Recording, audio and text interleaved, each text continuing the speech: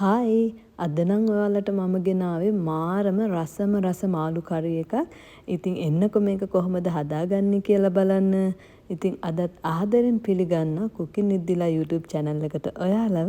ඉතින් මම මේ අරගෙන තියෙන්නේ මාළු වර්ගය ඉතාලියේ මාළු වර්ගයක්. ඉතින් ඔන්න ගොඩක් අය කියනවානේ පිට රටවල් වල මාළු රසට හදාගන්න බෑ කියලා. ඔන්න ඔයාලට පුළුවන් අද මේක try කරලා බලන්න. ඉතින් මුලින්ම මම මේ මාළුවා සුද්ධ කරගෙන හොඳට හොදලා 3-5 ටික දාගන්න තමයි හදන්නේ. ඉතින් මුලින්ම මම කහ හැන්දක් දාගන්නවා. ඒත් එක්කම ගම්මිරිස් හැන්දක් දාගන්නවා.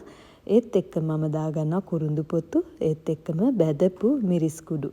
එනසල් කරාඹු නැටි හොඳට තලලා දාගෙන ඒත් එක්ක මම ලුණු හැන්දක් එකතු කරගන්න. ඉතින් ඔයාලා රස අනුව ලුණු එකතු කරගන්න. මම ගන්න මේක සියඹලා හොඳට දිය කරලා මේකට දාගෙන මේ ටික හොඳට මම අනා ගන්නවා. 3-5 ටික හොඳට මාළු කෑලි වල දැවටෙන පරිදි අනාගෙන විනාඩි 10ක් විතර මම මේක සීසන් වෙන්න තියනවා.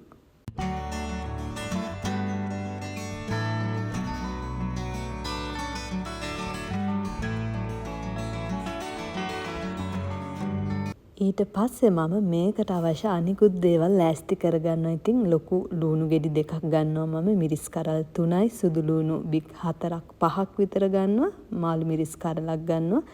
ඒත් එක්ක මම මේ ලුණු එක මේ විදිහට රවුම් විදිහටයි තවත් සාමාන්‍ය විදිහටයි ලුණු විදි දෙකකට මේක කපා ගන්නවා. ඒ කරලා ඊට පස්සේ සුදු ලුණු ටිකත් හොඳට හීනිවට කපා ගන්නවා මේ විදිහට.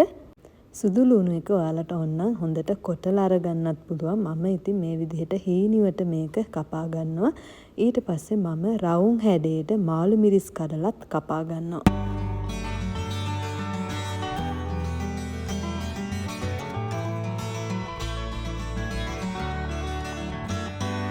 අමු මිරිස් කරල් ටිකත් මම දෙකට පලාගෙන ඊට පස්සේ මම රම්පේ කරපිංචත් ලෑස්ති කරගෙන දැන් සෝස් පෑන් එකක් ලිපේ තියාගෙන ඔලිව් තෙල් මේකට දාගන්නවා. ඉතින් ඔයාලට කැමති ඔයිල් වර්ගයක් මේ සඳහා පාවිච්චි කරන්න පුළුවන්. ඉතින් මම සාමාන්‍ය ප්‍රමාණයකට ඔලිව් තෙල් දාගන්නවා. මොකද මම මේ මාළු එකට ගැඹුරු තෙලේ බදින්නේ නැහැ. සාමාන්‍ය විදිහට තමයි බැදලා ගන්නෙ. ඉතින් ඊට පස්සේ මම මේක තෙල් එක රත් වෙද්දි අබ චුට්ටක් දාලා ඊට පස්සේ මාළු ටික මේ විදිහට පෑන් එකේ අහුර ගන්නවා.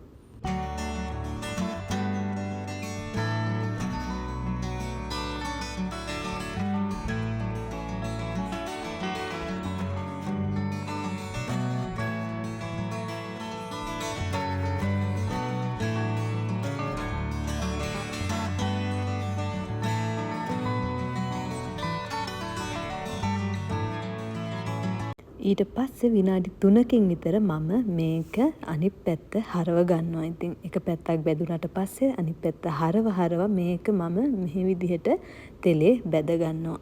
ඉතින් මේ වෙලාවේදී ඔයාලා මේ කෑලි ටික හිමීට හරව ගන්න ඕන. මොකද මාළු ටිකක් කැඩෙන්න බලන නිසා මෙහෙම හරව ඔයාලා මේක චුට්ටක් බැද ගන්න ඕන. ඉතින් මේ වෙලාවේ හරිම සුවඳයි. ඒ වගේම මේ විදිහට හදාගත්තාම මාරම රසයි. ඉතින් මම මේ වෙලාවේ සුදු ලුණු කපාගත්ත සුදු ලුණු ටිකත් මේකට එකතු කරගෙන කෑලි චුට්ටක් තායෙත් අනිත් පැත්ත හරවලා ඊට පස්සේ මම මේකට අනිත් දේවල් ටික එකතු කරගන්න තමයි හදන්නේ. ඉතින් රම්පේ කරපිංචත් එකතු කරලා ඊට පස්සේ මම මේකට කපාගත්ත ලුණු ටිකක් එකතු කරගන්නවා. ඒත් එක්කම මම කපාගත්ත මාළු මිරිස් කලර ඒ වගේම අමු මිරිස් මම මේකට තව චුට්ටක් කෑලි මිරිස් චුට්ටකුත් එකතු කරගන්නවා. ඉතින් ඔයාලා ගොඩක් සැරට කන්න කැමති කෙනෙක් නම් ඔයාලට පුළුවන් තව කෑලි මිරිස් ටිකක් මේකට එකතු කරගන්න. ඉතින් මේ විදිහට මම පොඩ්ඩක් මේක තව ටිකක් කැඩෙන්නේ නැති වෙන්න කලවම් කරගන්නවා. ඒත් එක්කම අපේ ඉතුරුන අර මාළු ඉස්ම ටිකත් මේකට මම දාගෙන හිමීට මේක අඩු ගින්දරේ හදා ගන්නවා.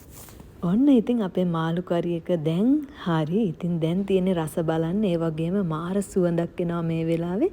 ඉතින් ඔයාලත් වෙනදා උයනවට වඩා මේ විදිහට උයලා බලන්නකො. ඇත්තටම මාරම රසයි. ඉතින් ඔයාලත් මේක try කරලා බලලා මට කමෙන්ට් එකක් දාන්නකෝ. ඉතින් තවත් රසවත් වීඩියෝ එකකින් අපි ආයෙ හම්බෙමු. ඉතින් ඔයා මගේ channel එකට අලුත් කෙනෙක් නම් subscribe කරලා එකතු වෙන්න කියලා ආදරෙන් මතක් කරනවා. bye.